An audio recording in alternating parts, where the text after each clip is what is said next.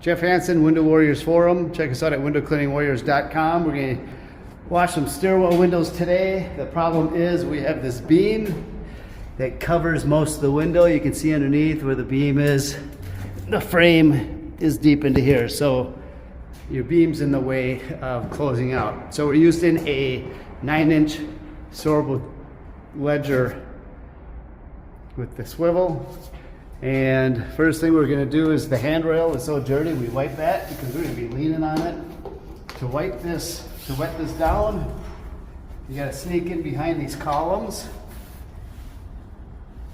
Once you get these, you have to hit it from different angles with all the ledges and everything underneath. Wetting all the way down, deep down to that bottom. Once you get it all wet, we usually like to just go ahead and pre-wipe the rag on the tip of the pole, the sides, just to wet and clean some of that debris out. Once you do on one side, you can hit the other side.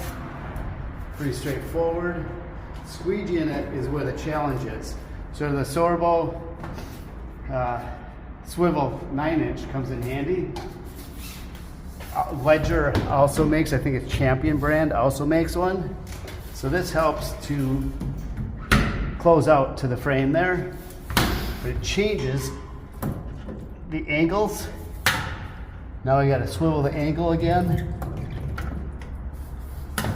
And you keep going down to the end. So now I'm at the top of my concrete beam, but I got to recess down 24 more inches. So we'll extend the pole.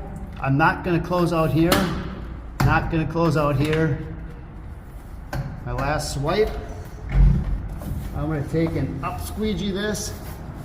Once I up squeegee it, and then close out to the side. That's a look at clearing a window behind the beam and using a swivel ledger channel. It's out here on Window Warriors Forum.